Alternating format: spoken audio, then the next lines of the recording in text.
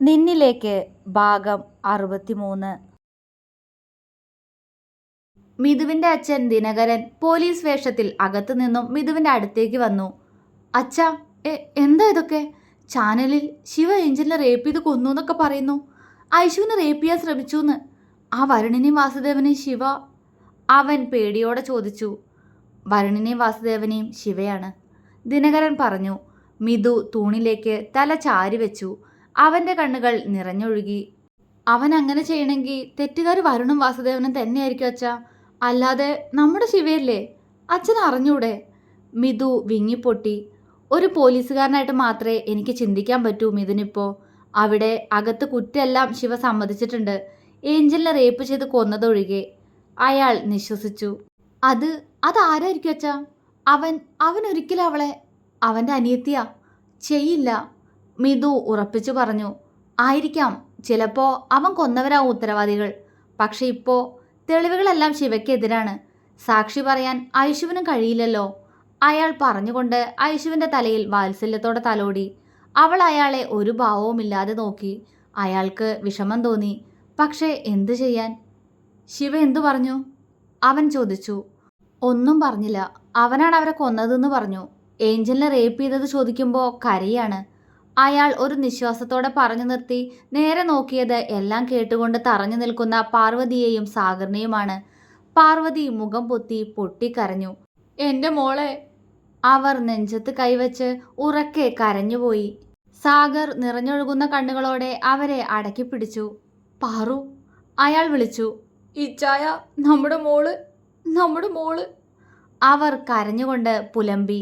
സ്വന്തം കണ്ണുനീർ എവിടെ ഒഴുക്കുമെന്ന് സാഗറിന് അറിയുമായിരുന്നില്ല. പക്ഷേ പാർവതിക്കും സാഗറിനും ഒരു കാര്യം ഉറപ്പായിരുന്നു. ശിവ ഒരിക്കലും ഏഞ്ചലിനെ റേപ്പ് ചെയ്യില്ല എന്ന്, അവളെ അവൻ കൊല്ലില്ല എന്ന്. അത്രത്തോളം കൊതിച്ചത് എൻ്റെ മോൻ അവളുടെ സ്നേഹത്തിനു വേണ്ടി. പാർവതി സാഗറിന്റെ നെഞ്ചിൽ മുഖം പൂഴ്ത്തി വിതുമ്പി.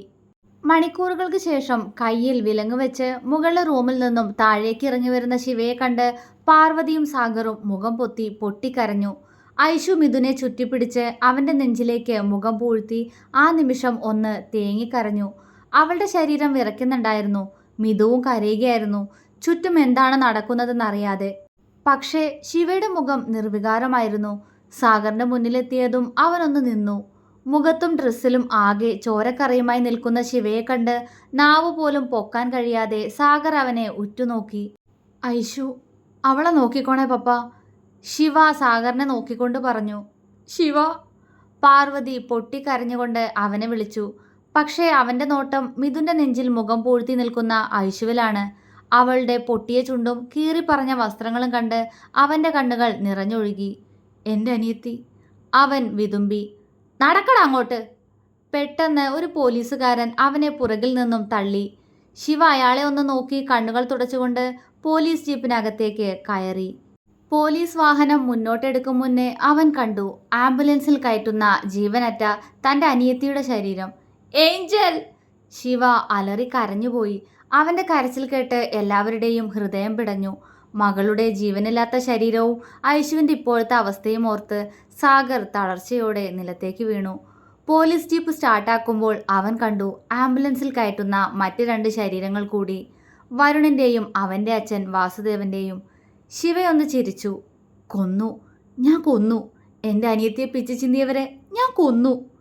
കണ്ണുനീർ കാഴ്ചയെ മറയ്ക്കുമ്പോഴും അവൻ കണ്ണിറുക്കി ചിമ്മിത്തുറന്ന് ഐശുവിനെ നോക്കി. ഏട്ടാ! അവൾ കണ്ണ് നിറച്ചുകൊണ്ട് വിളിച്ചു. അവൻ അവളെ നോക്കി ഒന്ന് പുഞ്ചിരിച്ചു. പോലീസ് ജീപ്പ് അവിടെ നിന്നും മുന്നോട്ടു പോയി. ഐശു ബോധം മറിഞ്ഞുകൊണ്ട് നിലത്തേക്ക് വീണു. ഐശു! മിഥു അവളെ വാരിയെടുത്ത് പെട്ടെന്ന് അകത്തേക്ക് പോയി. അവളുടെ ശരീരത്തിലേക്ക് നോക്കുന്തോറും അവന്റെ കണ്ണുകൾ നിറഞ്ഞു വന്നു. സോഫയിൽ അവളെ കിടത്തി മാറിൽ നിന്നും കീറിപ്പോയ വസ്ത്രത്തിനിടയിലൂടെ പുറത്തേക്ക് കാണുന്ന അവളുടെ ശരീരത്തെ അവൻ പെട്ടെന്ന് തൻ്റെ ഷർട്ടിനാൽ മറച്ചു പിടിച്ചു. അപ്പോഴും അവൻ കണ്ടിരുന്നു നഗ്നമായ അവളുടെ മാറിൽ വരുണിന്റെ പല്ലിന്റെ അടയാളം. അവന്റെ കണ്ണുകൾ നിറഞ്ഞൊഴുകി. ജയിലിൽ തൻ്റെ കൂടെയുള്ള തടവുകാരനോട് എന്തുകൊണ്ടാണ് താനിപ്പോൾ ഈ ജയിലിലെത്തിയതെന്നെല്ലാം ഒന്നു വിടാതെ പറഞ്ഞു കഴിഞ്ഞപ്പോഴേക്കും ശിവ മുഖം പൊത്തി പൊട്ടിക്കരഞ്ഞു പോയിരുന്നു. ഞാനല്ല, എൻ്റെ അനിയത്തിയല്ലേ. ഞാനങ്ങനെ ചെയ്യുമോ? അവൻ കരഞ്ഞുകൊണ്ട് ചോദിച്ചു. അവനൊപ്പം ഉണ്ടായിരുന്ന അവൻ്റെ സഹതടവുകാരന് അവൻ്റെ സംസാരം കേട്ടിരിക്കവേ കണ്ണുകൾ നിറഞ്ഞുപോയി. ഒന്നും അറിയാതെ അവനോട് പറഞ്ഞതെല്ലാം കൂടിപ്പോയി എന്നോർത്തുകൊണ്ട് അയാളും വിങ്ങി. പെട്ടെന്ന് ശിവ കണ്ണിൽ നിന്നും കൈയെടുത്തു മാറ്റി. ഇത്തവണ അവൻ്റെ കണ്ണുകളിൽ നിറഞ്ഞ ദേഷ്യം. അത് കണ്ട് അയാൾ പകച്ചുപോയി. ശിവ, അയാൾ അവനെ വിളിച്ചു. അവൻ, ആ വാസുദേവൻ ചത്തിട്ടില്ലാന്ന്. ശിവ പല്ല് കടിച്ചുകൊണ്ട് മുരണ്ടു. എന്താ? അയാൾ പകച്ചുപോയി. അതെ, അവൻ മരിച്ചിട്ടില്ല, ജീവനുണ്ട്. അറിയാൻ വൈകിപ്പോയി ഞാൻ. ഇല്ലെങ്കിൽ അപ്പോഴേ തീർത്തേനെ. ശിവ ദേഷ്യത്തോടെ ചുമരിലേക്ക് ആഞ്ഞടിച്ചു. ശിവ, അയാൾ വിളിച്ചു. ഇവിടെ നിന്ന് ശിവ പുറത്തിറങ്ങുന്ന നിമിഷം വാസുദേവന്റെ മരണമായിരിക്കും. അവൻ വേണ്ട ഈ ഭൂമിയിൽ. എൻ്റെ ഏഞ്ചലില്ലല്ലോ, അതുകൊണ്ട് അവനും വേണ്ട. കൊല്ലു ഞാനാ. കണ്ണുകളിൽ കത്തുന്ന തീയോടെ ശിവ പറഞ്ഞു. അവൻ്റെ വാക്കുകൾ കേട്ട് അയാൾ അവനെ ഉറ്റുനോക്കി. ശിവ പക്ഷേ കുറച്ചു മുന്നേ ദിനകരൻ അവനോട് പറഞ്ഞ വാർത്ത വീണ്ടും വീണ്ടും ഓർക്കുകയായിരുന്നു. മോനെ ശിവ, ആ വാസുദേവൻ മരിച്ചിട്ടില്ല. കുറച്ച് ജീവൻ ബാക്കിയുണ്ട്. നിന്നോട് അവിടെ നിന്ന് പറയാതിരുന്നതാ. ദിനകരൻ്റെ വാക്കുകൾ ഓർക്കവേ ശിവയുടെ കണ്ണുകളിൽ പകയാളി. വാസുദേവ, നിന്നെ തീർത്തിരിക്കും ഈ ശിവ, അവൻ പറഞ്ഞു. പെട്ടെന്ന് തനിക്കരികിൽ ആരോ ഇരിക്കുന്നത് പോലെ അവന് തോന്നി. അവൻ അങ്ങോട്ട് നോക്കി. അവൾക്ക് ഏഞ്ചലിന് മുഖം. ശിവ അവളെ നോക്കി ചിരിച്ചു. അവളും അവനൊരു പുഞ്ചിരി തിരികെ നൽകി. പതിയെ കണ്ണുകൾ നിറയുന്നതിനോടൊപ്പം ശിവ കണ്ണുകൾ ഇറുക്കിയടച്ചു. ഇരു കണ്ണുകളിൽ നിന്നും മിഴിനീർ ഒഴുകിയിറങ്ങി. കിരൺ ഹോസ്പിറ്റലിലുണ്ട്. വാസുദേവൻ ഓപ്പറേഷൻ തിയേറ്ററിലാണ്. ഗുരുതരാവസ്ഥയിലാണ് അയാൾ. അതുകൊണ്ട് തന്നെ അയാൾ ഇനി തിരികെ ജീവനോടെ അവിടെ നിന്ന് പുറത്തു വരുമോ എന്ന കാര്യത്തിൽ ആർക്കും പ്രതീക്ഷ ഉണ്ടായിരുന്നില്ല. കിരൺ തളർച്ചയോടെ ചുമരിലേക്ക് ചാരി നിന്നു. അവൻ്റെ കണ്ണുകൾ നിറയുന്നുണ്ടായിരുന്നു. തൊട്ടപ്പുറത്ത് ICUവിൽ ഭാരതിയുണ്ട്. അവരുടെ നിലയും ഗുരുതരമാണ്. വാസുദേവൻ പറഞ്ഞേൽപ്പിച്ച പ്രകാരം അയാളുടെ ആള് പോലീസ് സ്റ്റേഷനിലേക്ക് പോവുകയായിരുന്ന ഭാരതിയെ കാറ് കൊണ്ടുവന്ന് ഇടിച്ചിടുകയായിരുന്നു. മരിച്ചെന്ന് കരുതി അയാൾ അപ്പോൾ തന്നെ തിരികെ പോയി. ആളുകൾ അപ്പോഴേക്കും ഓടിക്കൂടിയിരുന്നു. ആദ്യമേ വീട്ടിൽ നിന്നും തലയ്ക്ക് പറ്റിയ പരിക്കും ഇപ്പോഴത്തെ ആക്സിഡൻറ്റും കാരണം അവരുടെ ബോധം അപ്പോൾ തന്നെ പോയി. അവിടെ നിന്നും ഹോസ്പിറ്റലിൽ എത്തിക്കുമ്പോഴേക്കും അവരുടെ ഫോണിൽ നിന്നും ഒരാൾ കിരണിനെ വിളിച്ച് വിവരം പറഞ്ഞിരുന്നു. കിരൺ അന്ന് ഏഞ്ചലിനോട് വഴക്കുണ്ടാക്കി ഇറങ്ങിപ്പോയതാണ് വീട്ടിൽ നിന്നും. അവനും ഫ്രണ്ട്സുമെല്ലാം ഹൈദരാബാദിലായിരുന്നു. പക്ഷേ പെട്ടെന്നൊരു ദിവസം വാസുദേവൻ്റെ ഫോണിൽ നിന്നും വന്ന മെസ്സേജ് കണ്ടാണ് അവൻ നാട്ടിലേക്ക് തിരികെ വന്നത്. ആ മെസ്സേജ് എന്താണെന്ന് ഓർക്കവേ കിരണിൻ്റെ മുഖം വലിഞ്ഞു മുറുകി. മോനെ കിരൺ, ശിവയുണ്ട് നമ്മുടെ വീട്ടിൽ. അവൻ ഇവിടെ കയറി വന്ന് ഏഞ്ചലിനെ റേപ്പ് ചെയ്തു. അവൻ ആ കുട്ടിയോട് അങ്ങനെ ഒരു ഇഷ്ടം ഉണ്ടായിരുന്നു പോലും. പിന്നെ ഐശ്വര്യ ഉണ്ടായിരുന്നു ഇവിടെ. ആ കുട്ടിയെ റേപ്പ് ചെയ്യാൻ ശ്രമിച്ചു. അച്ഛൻ രക്ഷിച്ചു. ഇപ്പോൾ അച്ഛനെ ഉപദ്രവിക്കുന്നു. മോനെ രക്ഷിക്ക്, നിന്റെ അമ്മയെ അവൻ. അത്രയും ടൈപ്പ് ചെയ്ത് അയാൾ മെസ്സേജ് അയച്ചിരുന്നു. കിരണിൻ്റെ കണ്ണുകളിൽ പകയാളി. ഇല്ല ശിവ, എൻ്റെ കുടുംബം മൊത്തം തകർത്തിട്ട് അങ്ങനെ നിന്നെ ജീവിക്കാൻ അനുവദിക്കില്ലേ കിരൺ. എൻ്റെ ഏട്ടൻ, അവൻ അത്രയും ക്രൂരായിട്ട് നീ കൊന്നു. ക്ഷമിക്കില്ലേ കിരൺ. കണ്ണുകൾ നിറയുമ്പോഴും അവൻ പറയുന്നുണ്ടായിരുന്നു. 2 ദിവസം കഴിഞ്ഞ ശേഷമാണ് വാസുദേവന് ബോധം തെളിഞ്ഞത്. അയാളുടെ ശരീരം മുഴുവൻ സ്റ്റിച്ചിട്ട രീതിയിലായിരുന്നു. അടിവയറിന് താഴെ അയാളുടെ പൗരുഷത്തിൽ സംഭവിച്ച പരിക്കായിരുന്നു ഏറ്റവും വലുത്. കുത്തുകൊണ്ടതെല്ലാം ഏറെക്കുറെ ഓക്കെയാണ്. എന്തായാലും അപകടനില തരണം ചെയ്തിരിക്കുന്നു. അയാളെ റൂമിലേക്ക് മാറ്റിയ ശേഷം കിരൺ വാസുദേവനെ കാണാൻ വേണ്ടി ചെന്നു. ശരീരം നുറുങ്ങുന്ന വേദനയോടെ അയാൾ അലറിക്കരയുന്നത് കണ്ട് കിരൺ അയാളെ വിഷമത്തോടെ നോക്കി. കിരൺ, അവനെ, ആ ശിവയെ വെറുതെ വിടരുത്. കൊല്ലണം. അവൻ ഇനി ജീവനോടെ വേണ്ട. വാസുദേവൻ ആ വേദനയ്ക്കിടയിലും കിരണിനോട് പറഞ്ഞു. കിരൺ അയാളുടെ കയ്യിൽ അമർത്തിപ്പിടിച്ചു. ഇല്ലച്ച, അവനെ വെറുതെ വിടില്ല ഞാൻ. അവൻ വാക്ക് കൊടുത്തു. മോനെ, ഭാരതിയെ അവൻ കൊന്നു, വരുണിനെയും. വാസുദേവൻ എങ്ങനെയൊക്കെയോ പറഞ്ഞു. അമ്മയ്ക്ക് കുഴപ്പമൊന്നുമില്ല അച്ഛാ, അവൻ പറഞ്ഞു. വാസുദേവൻ ഞെട്ടി. അങ്ങനൊരു വാർത്ത അയാൾ പ്രതീക്ഷിച്ചിരുന്നില്ല. ഇനി മുന്നോട്ട് ജീവിക്കണമെങ്കിൽ അയാൾക്ക് കിരണിൻ്റെ സഹായം വേണമായിരുന്നു. എല്ലാം അറിഞ്ഞിട്ടാണോ ഈ വരവ്? അയാൾ പേടിയോടെ ഓർത്തു. കിരൺ, വാസുദേവൻ വിളിച്ചു. അമ്മയ്ക്ക് അല്പം മുൻപാ ബോധം വന്നത്. പക്ഷേ അമ്മയ്ക്ക് ആരെയും ഓർമ്മയില്ല. സംസാരശേഷി നഷ്ടപ്പെട്ടു. പിന്നെ അമ്മ പൂർണ്ണമായിട്ടും പാരലൈസ്ഡായി. അവൻ വിങ്ങലോടെ അത് പറഞ്ഞു നിർത്തവേ വാസുദേവൻ്റെ കണ്ണുകൾ ആ വേദനയ്ക്കിടയിലും ഒന്ന് തിളങ്ങി. മോനെ, അയാൾ വിഷമമുള്ളതുപോലെ വിളിച്ചു. അവനെ വെറുതെ വിടില്ല അച്ഛാ ഞാൻ. അത്രയും പറഞ്ഞുകൊണ്ട് അവൻ പുറത്തേക്ക് പാഞ്ഞുപോയി. വാസുദേവന്റെ ഉള്ളിൽ ആശ്വാസം നിറഞ്ഞു. അടുത്ത നിമിഷം അടിവയർ കീറിമുറിച്ച് തുന്നിക്കൂട്ടിയ ഭാഗമൊന്നാകെ വേദനയെടുത്ത് അയാൾ അലറിപ്പോയി. കിരൺ ഏർപ്പാടാക്കിയ മെയിൽ നഴ്സ് അപ്പോഴേക്കും അകത്തേക്ക് കയറി വന്നു. കുത്തുകേസിലകത്തായ സുഗു. അവൻ മതി. ഒരു ദിവസം സെല്ലിലിട്ടേക്ക് ശിവയുടെ കൂടെ. ബാക്കിയൊക്കെ ഞാൻ പറഞ്ഞതുപോലെ. സാറിന് വേണ്ട പണം അക്കൗണ്ടിലെത്തും. ജോലിക്ക് പ്രശ്നമൊന്നും വരാതെ ഞാൻ നോക്കിക്കോളാം. സുഗുവിന് വേണ്ടത് അവൻ്റെ വീട്ടിലെത്തുമെന്ന് പറയൂ. അതുകൊണ്ട് എല്ലാം ഞാൻ ഉദ്ദേശിച്ചതുപോലെ തന്നെ നടക്കണം. ശിവ ഇനി വേണ്ട. കിരൺ ഫോണിലൂടെ പറയുകയാണ്. മറുവശത്ത് അവൻ പറഞ്ഞതിനെല്ലാം മൂളുന്നുണ്ട് ജയിൽ സൂപ്രണ്ട്. കിരൺ ക്രൂരമായ ചിരിയോടെ ഫോൺ കട്ട് ചെയ്തു. ആദ്യമേ അറിയാവുന്നതാണ് അവിടുത്തെ ജയിൽ സൂപ്രണ്ട് ഗുണശേഖരനെ. അച്ഛൻ്റെ ഫ്രണ്ടായിരുന്നു. ആ പരിചയം തന്നോടും ഉണ്ട്. കിരൺ ഓർത്തു. അവൻ്റെ ചുണ്ടിൽ പുച്ഛത്തോടെ ഒരു ചിരി വിരിഞ്ഞു. എടാ, നീ ഇന്ന് അപ്പുറത്തെ സെല്ലിൽ കിടന്നാൽ മതി. ഇവിടെ വേറൊരുത്തനെ ഇന്ന്. രാത്രിയിൽ അവരുടെ സെല്ലിനടുത്തേക്ക് വന്ന് ഗുണശേഖരൻ ശിവയ്ക്കൊപ്പമുള്ള ആളോട് പറഞ്ഞു. ശിവയും അവനും പരസ്പരം മുഖത്തോട് മുഖം നോക്കി. എന്താണ് സാറേ, പണിയാണോ? ആർക്കിട്ടാ? ഇവനിട്ടാണോ? അവൻ കൂസലില്ലാതെ ചോദിച്ചു. ഡാ! അയാൾ സെല്ല് തുറന്ന് അകത്തേക്ക് കയറി. നീ എന്നെ ചോദ്യം ചെയ്യാനും മാത്രം വളർന്നോ? അയാൾ അവനിട്ട് ഒന്ന് പൊട്ടിച്ചു. അവൻ അയാളെ ദേഷ്യത്തോടെ നോക്കി. എന്താ അവൻ്റെ നോട്ടം? നടക്കട അങ്ങോട്ട്. എടോ, അവൻ ഇതിനകത്തേക്കാക്ക്. ശിവയ്ക്കൊപ്പമുള്ള ആളെ പുറത്തേക്ക് തള്ളിക്കൊണ്ട് അയാൾ സെല്ലിന് പുറത്തു നിൽക്കുന്ന പോലീസുകാരനോട് പറഞ്ഞു. ശിവ, ഇത് നിനക്കുള്ള പണിയാ. ശിവയുടെ കൂടെ ഉണ്ടായിരുന്നവൻ വിളിച്ചു പറഞ്ഞു. ശിവ മിണ്ടിയില്ല. നടക്കട അങ്ങോട്ട്. അപ്പോഴേക്കും ഗുണശേഖരൻ അവനെ പിടിച്ചു കൊണ്ടുപോയി. കേറട അകത്തേക്ക്. പോലീസുകാരൻ സുഗുവിനെ പിടിച്ച് അകത്തേക്കാക്കി. ശിവ സുഗുവിനെ ഒന്ന് നോക്കി. പുരികത്തിന് നടുക്കായി ഒരു വെട്ടുകൊണ്ട പാടുണ്ട് അയാൾക്ക്. അതിനൊപ്പം തന്നെ കവിളും തുന്നിയ പാടുണ്ട്. സുഗു ശിവയെ നോക്കി പുച്ഛിച്ചു. അവനത് ശ്രദ്ധിക്കാതെ പാവിരിച്ച് നിലത്ത് കിടന്നു. ഡാ, സാറ് പറഞ്ഞത് മറക്കണ്ട. തീരണം അവൻ ഈ രാത്രി തന്നെ. നിനക്ക് തരാന്ന് പറഞ്ഞ തുക ഒട്ടും കുറയാതെ തന്നെ വീട്ടിലെത്തും. ആ പോലീസുകാരൻ അവനോട് പതിയെ പറഞ്ഞു. ഞാൻ ഏറ്റു സാറേ. സാറ് ചെല്ലാൻ നോക്ക്. അയാളുടെ വളർന്നു തുടങ്ങിയ തലമുടിയിലൊന്ന് തലോടിക്കൊണ്ട് ക്രൂരമായി ചിരിച്ചു. സെല്ല് പൂട്ടിയ താക്കോലുമായി പോലീസുകാരൻ അവിടെ നിന്നും പോയി. എടാ, പീഡനം കൊലപാതകമാണല്ലേ നിന്റെ പേരിലുള്ള കേസ്? വെള്ളമെടുക്കാൻ എഴുന്നേറ്റ് വന്ന ശിവയോട് സുഗു ചോദിച്ചു. അവൻ മറുപടി പറയാതെ വെള്ളമെടുത്ത് കുടിച്ചു. എന്താടാ, നിനക്ക് നാവില്ലേ? അയാൾ ദേഷ്യത്തോടെ ആ ഗ്ലാസ് തട്ടിക്കളഞ്ഞു. ശിവ കണ്ണുകൾ ഇറുക്കിയടച്ചു. കൈമുഷ്ടി ചുരുണ്ടു. എങ്കിലും ദേഷ്യം നിയന്ത്രിച്ചുകൊണ്ട് അവൻ അവിടെ നിന്നും വീണ്ടും കിടക്കാനായി നടന്നു. എന്താടാ, നീ സംസാരിക്കില്ലേ? അയാൾ ശിവയുടെ തോളിൽ ദേഷ്യത്തോടെ തട്ടി. ശിവ ഒന്ന് പുറകിലേക്ക് നീങ്ങിപ്പോയി. അവൻ ശ്വാസമൊന്ന് വലിച്ചു വിട്ടു. ഓ, നിനക്ക് നാവ് കാണില്ലല്ലോ അല്ലേ? സ്വന്തം അനിയത്തിയെ പീഡിപ്പിക്കാൻ മാത്രമേ അറിയൂലേ? ആ, അല്ലെങ്കിലും അവള് നിന്റെ ചോരയെന്നല്ലല്ലോ. അയാൾ പുച്ഛിച്ചു. ഇത്തവണ ശിവ കത്തുന്ന കണ്ണുകളാൽ അവനെ തറപ്പിച്ചൊന്ന് നോക്കി. ആഹാ, ദേഷ്യം വരുന്നുണ്ടോടാ നിനക്ക്? അയാൾ വീണ്ടും ചോദിച്ചു. ശിവ നിലത്തുനിന്നും കുനിഞ്ഞ് ഗ്ലാസ് എടുത്തു. എന്താടാ, എങ്ങനെ അവള്? കൊള്ളാവോ? ആ, കൊള്ളായിരിക്കല്ലോ അല്ലേ?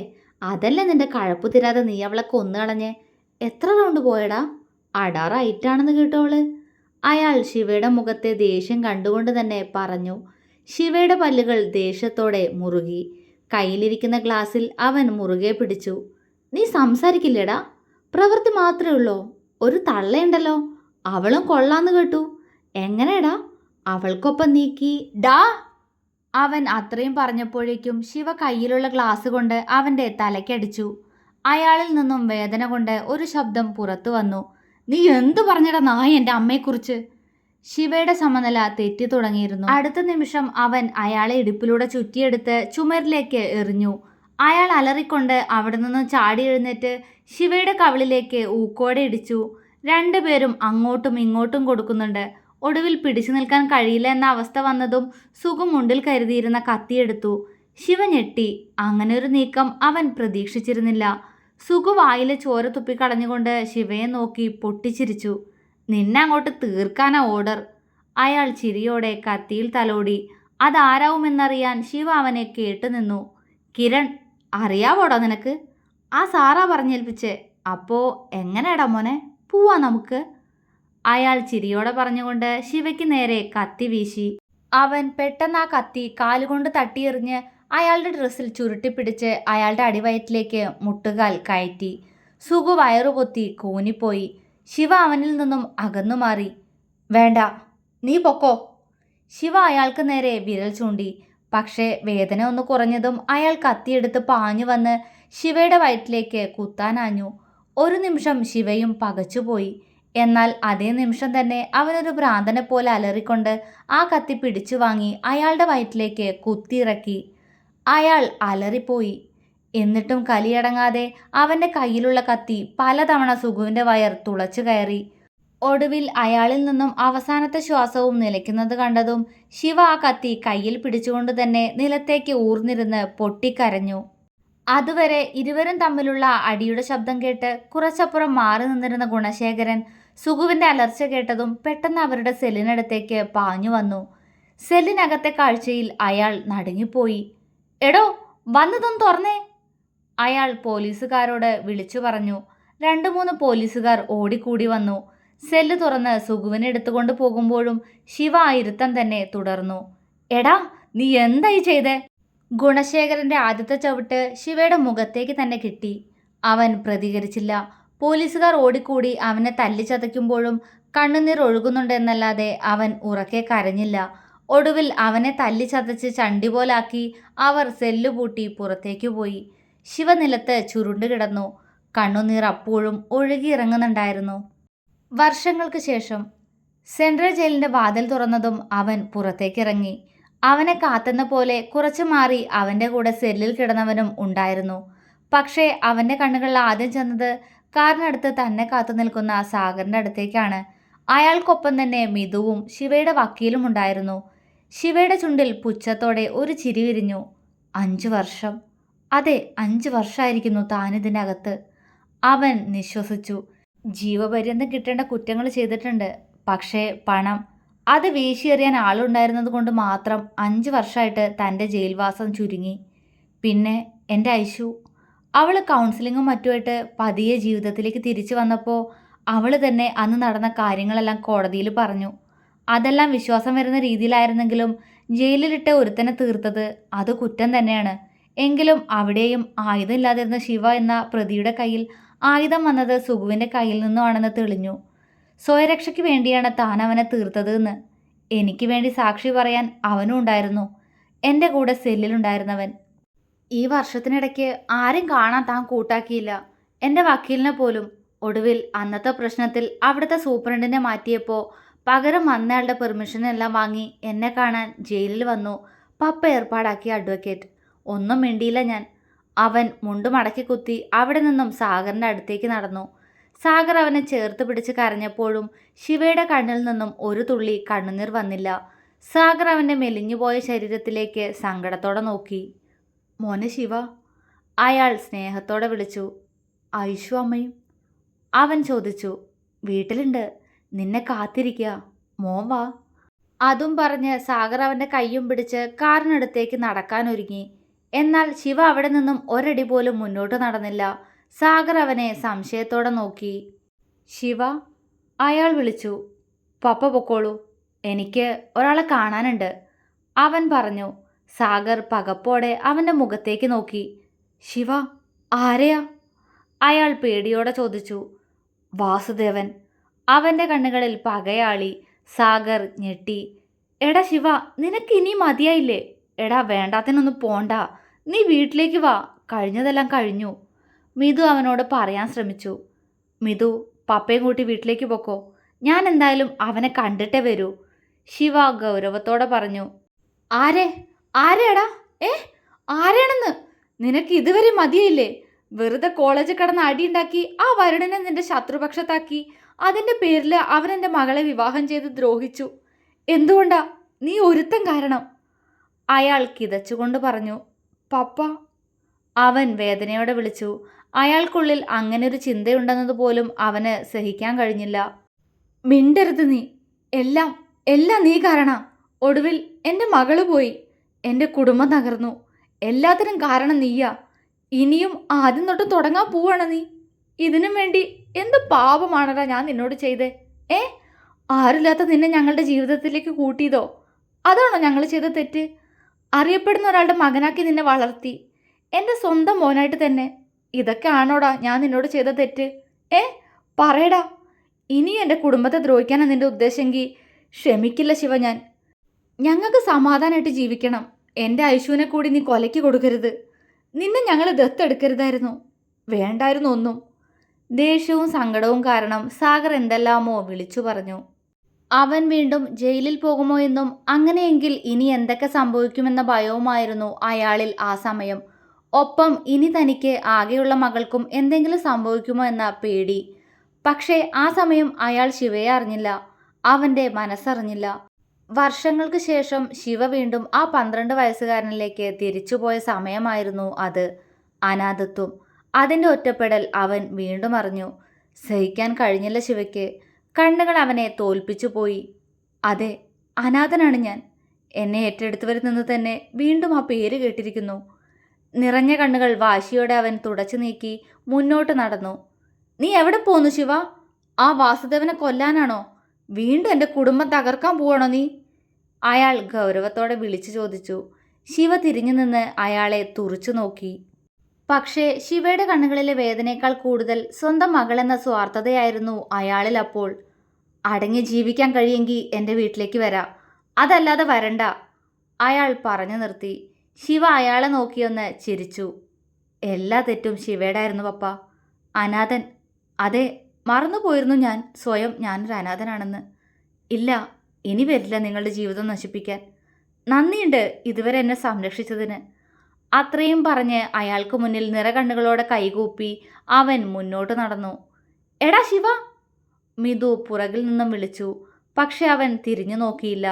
പക്ഷേ അപ്പോഴും അവൻ കരയുന്നുണ്ടായിരുന്നു. ജീവിതത്തിൽ തനിച്ചായി പോയ ആ 12 വയസ്സുകാരനെ പോലെ അവൻ കരഞ്ഞുപോയി. പെട്ടെന്ന് അവനടുത്തേക്ക് ഒരു ബൈക്ക് വന്നു നിന്നു. ശിവ കണ്ണു തുടച്ച് അയാളെ നോക്കി. കേറ്, അവൻ പറഞ്ഞു. ശിവയുടെ കൂടെ സെല്ലിലുണ്ടായിരുന്നവനായിരുന്നു അത്. അവൻ്റെ ശിക്ഷ കഴിഞ്ഞിട്ട് 3 വർഷം കഴിഞ്ഞു. ശിവ അവനെ ഒന്ന് നോക്കി. പറയാൻ നല്ലൊരു ജോലിയോ കുടുംബമോ ആരുമില്ല, പക്ഷേ നിന്റെ വലം കൈയായി ഇനിയെന്നും ഞാനുണ്ടാവും. അയാൾ ശിവയ്ക്ക് വാക്കുകൊടുത്തു. അയാളുടെ കണ്ണുകളിലെ ദൃഢതയിലേക്ക് നോക്കിക്കൊണ്ട് ശിവ പതിയെ അയാളുടെ ബൈക്കിൻ്റെ പുറകിലേക്ക് കയറി. അപ്പോഴേക്കും സാഗറിൻ്റെ കാറും അവിടെ നിന്നും പോയിരുന്നു. പഴയ ഓർമ്മകളിൽ നിന്നും തിരികെ വന്ന ശിവ തൻ്റെ മടിയിലിരിക്കുന്നവളെ ഒന്ന് നോക്കി. മുഖം പൊത്തി പൊട്ടി കരയുകയായിരുന്നു ആ സമയം മിത്ര.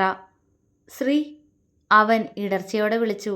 അവൾ പെട്ടെന്ന് അവൻ്റെ കഴുത്തിലേക്ക് മുഖം പൂഴ്ത്തി പൊട്ടിക്കരഞ്ഞു. ദത്തേട്ടാ, എന്തൊക്കെ ഇത്? ഇത്രയൊക്കെ എൻ്റെ ദത്തേട്ടൻ അനുഭവിച്ചിരുന്നോ? ഒന്നും ഞാൻ അറിഞ്ഞിരുന്നില്ലല്ലോ. അവൾ കരഞ്ഞുകൊണ്ട് അവനോട് ചോദിച്ചു. ശിവ അവളെ ചേർത്ത് പിടിച്ചിരുന്നെങ്കിലും അവൻ്റെ കണ്ണുകൾ അപ്പോഴും നിറയുന്നുണ്ടായിരുന്നു. അവൾ പതിയെ അവൻ്റെ മുഖത്തേക്ക് നോക്കി. അവളുടെ ചുവന്നു വീങ്ങിയ മുഖം കണ്ട് ശിവയുടെ മുഖത്ത് സങ്കടം നിറഞ്ഞു. വെറുപ്പ് തോന്നുന്നോ ശ്രീ എന്നോട്? ഞാൻ എൻ്റെ അനിയത്തിമാരെ രക്ഷിക്കാൻ വേണ്ടിയാടാ. നീ എന്നെ വെറുക്കല്ല ശ്രീ. എനിക്ക് വേറെ ആരുമില്ല. നീ മാത്രമേ ഉള്ളൂ. തനിച്ചായി പോവുമെന്ന് വീണ്ടും പേടി തോന്നുന്നു എനിക്ക്. നീ കൂടി എൻ്റെ കൂടെ ഇല്ലെങ്കിൽ ഞാൻ.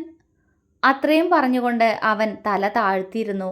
അവൻ്റെ ശരീരം ഉലയുന്നതിൽ നിന്നും അവൻ കരയുകയാണെന്ന് മിത്രയ്ക്ക് മനസ്സിലായി. ദത്തേട്ടാ, അവൾ അവൻ്റെ മുഖം പിടിച്ചുയർത്തി. ശ്രീ, അവൻ ഇടർച്ചയോടെ വിളിച്ചു. അവൾ പെട്ടെന്ന് അവൻ്റെ മുഖം ആകെ ചുംബിച്ചു. ചുണ്ടിൽ പലതവണ അവളുടെ ചുണ്ടുകൾ അമർന്നതും ശിവ കണ്ണു നിറച്ചുകൊണ്ട് അവളുടെ ചുണ്ടിനെ കവർന്നെടുത്തു. മിത്ര ഏങ്ങിക്കൊണ്ട് അവനെ അള്ളിപ്പിടിച്ചു. ഒടുവിൽ ശിവ തന്നെ അവളിൽ നിന്നും അകന്നു മാറി. മിത്ര കിതച്ചുകൊണ്ട് അവൻ്റെ മുഖം കയ്യിൽ കോരിയെടുത്തു. എനിക്കെൻ്റെ ദത്തേട്ടനോട് പ്രണയം മാത്രമേ ഉള്ളൂ. ഒരിക്കലും വെറുക്കില്ല ഞാൻ. ഇപ്പോൾ സ്നേഹം ഒന്നുകൂടെ കൂടിയിട്ടേ ഉള്ളൂ. അവൾ അവൻ്റെ നെറ്റിയിൽ ചുംബിച്ചുകൊണ്ട് അവൻ്റെ കണ്ണ് തുടച്ചു കൊടുത്തു. ശിവ പുഞ്ചിരിച്ചു. മിത്ര അവൻ്റെ നെഞ്ചിലേക്ക് ചാഞ്ഞു. എന്താ ദത്തേട്ടാ ഇതുവരെ എന്നോട് ഇതൊന്നും പറയാതിരുന്നേ? അവൾ ചോദിച്ചു. എന്തോ ഒരു പേടി ശ്രീ. എല്ലാം അറിയുമ്പോൾ നീ എന്നെ തെറ്റിദ്ധരിക്കുമെന്ന്. അവൻ പറഞ്ഞു. എന്തിനാ ദത്തേട്ടാ? എന്നെ അറിയില്ലേ? അവൾ ആർദ്രമായി ചോദിച്ചു. അറിയാം, പക്ഷേ പേടി തോന്നിപ്പോയി. നിന്നെ കൂടി നഷ്ടപ്പെടുത്താൻ കഴിയില്ലായിരുന്നു എനിക്ക്, ശിവ പറഞ്ഞു. അവൾ അവൻ്റെ കവിളിൽ ചുംബിച്ചു. എന്നാലും എന്നോട് ആദ്യമെല്ലാം പറയായിരുന്നു. അവൻ്റെ സങ്കടം മാറ്റാനായി അവൾ കുറുമ്പോടെ പറഞ്ഞു. അവൻ ചിരിച്ചു. അവൻ അവളുടെ കവിളിൽ ഒരു കടി കൊടുത്തു. മിത്ര പുഞ്ചിരിച്ചു. പെട്ടെന്ന് ഓർത്തതുപോലെ അവൾ അവനെ ഒന്ന് നോക്കി. ശിവ എന്താ എന്ന പോലെ പുരികമുയർത്തി. അത് ദത്തേട്ടൻ പറഞ്ഞ സമയം തൊട്ടേ സെല്ലിൽ കൂടെ ഉണ്ടായിരുന്ന ആളെന്ന് മാത്രമല്ലേ പറഞ്ഞുള്ളൂ എന്നോട്. അതാരാ? എന്താ ആളുടെ പേര്? അവൾ സംശയത്തോടെ ചോദിച്ചു. അവൻ പുഞ്ചിരിച്ചു. ഞാൻ അവനിലേക്കല്ല, അവൻ എന്നിലേക്കാണ് വന്നത്. എങ്ങനെയോ സുഹൃത്തുക്കളായി. അവൻ എന്നെ നേരെ കൂട്ടിയിട്ട് വന്നത് ഈ നാട്ടിലേക്കാണ്. ശിവ പറഞ്ഞു. ഇങ്ങോട്ടോ? മിത്ര അമ്പരന്നു.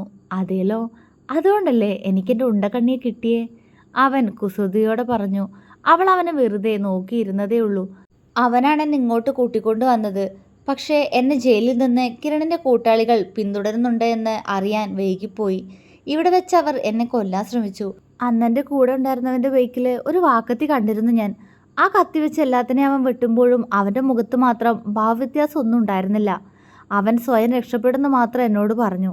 പറഞ്ഞതുപോലെ അവൻ്റെ പേരിൽ കേസൊന്നും ഉണ്ടായതുമില്ല. പിന്നീട് എപ്പോഴോ ഞാനും ഈ തൊഴിലിലേക്ക് കടന്നു. എല്ലാവരും ഭയക്കുന്ന ഗുണ്ട. അതെ, നീ പറയുന്നത് പോലെ ഒരു റൗഡിയായി. എല്ലാവരോടും വെറുപ്പായിരുന്നു. അങ്ങനെയാണ് മാത്യൂസിനെ പരിചയപ്പെടുന്നത്. അവൻ പറഞ്ഞ് എന്നെ അറിയുന്നതാ. പിന്നീട് അവർക്കൊപ്പമായിരുന്നു ഞാൻ. മാത്യൂസിന് വേണ്ടി കൊണ്ടും കൊടുത്തും ജീവിക്കുമ്പോഴും ആരെയും ഓർത്തില്ല. അല്ല, ഓർത്തിരുന്നു, കാണാനും പോയിരുന്നു. പക്ഷേ അവരെന്നെ കാണാതിരിക്കാൻ ഞാൻ ശ്രദ്ധിച്ചു. ഞാൻ കാരണം അവർ വിഷമിക്കരുതെന്നായിരുന്നു എൻ്റെ മനസ്സിൽ. അതിനിടയിൽ എപ്പോഴും എൻ്റെ ഉള്ളിലേക്ക് ഈ ഉണ്ടക്കണ്ണി കയറി വന്നു. വേണ്ടാന്ന് സ്വയം മനസ്സിനെ വിലക്കിയതാ. പക്ഷേ സ്നേഹിച്ചു പോയി ഞാൻ. ആ നീയും എന്നെ ഇട്ടിട്ട് പോയപ്പോൾ വീണ്ടും ഞാൻ തനിച്ചായി പോയടി. ആരും എന്നെ മനസ്സിലാക്കില്ല എന്ന് തോന്നിപ്പോയി. ശിവയുടെ സ്വരം ഇടറി. മിത്ര അവൻ്റെ നെഞ്ചിലേക്ക് മുഖം പൂഴ്ത്തി. ഒന്നും അറിഞ്ഞിരുന്നില്ലല്ലോ ദത്തേട്ടാ ഞാൻ. എന്നോട് ക്ഷമിക്കേ. അവൾ തേങ്ങി. സാരല്ല പൊന്ന, കരയല്ലേ. അവൻ അവളെ ആശ്വസിപ്പിച്ചു. ദത്തേട്ടാ, അവൾ വീണ്ടും വിളിച്ചു. എന്താ ശ്രീ? അവൻ ചോദിച്ചു. അതാരാ ആള്? ആളുടെ പേര് ഇതുവരെ പറഞ്ഞില്ല. ദത്തേട്ടൻ്റെ കൂടെ ജയിലിലുണ്ടായിരുന്ന ആള്. മാത്യൂസിൻ്റെ ഗ്യാങ്ങിൽ ദത്തേട്ടൻ്റെ കൂടെ ഉണ്ടായിരുന്ന ആള്. ആരാ അത്? മിത്ര കണ്ണു വിടർത്തി. ശിവയൊന്ന് പുഞ്ചിരിച്ചു. എനിക്കെൻ്റെ വിശുവിനെ പോലെ, അല്ലെങ്കിൽ അവനേക്കാൾ ഒരുപടി മുകളിൽ വിശ്വാസമുള്ളവൻ. ശിവ പറഞ്ഞു. ആരാത്? അവൾ വീണ്ടും ചോദിച്ചു. കാശി. ശിവ പുഞ്ചിരിയോടെ പറഞ്ഞു. മിത്ര ഞെട്ടി. കാശിയേട്ടനോ? അവൾ അതേ ഞെട്ടലോടെ തന്നെ ചോദിച്ചു. അതെ, അവൻ തന്നെ. ശിവ പറഞ്ഞു. തുടരും.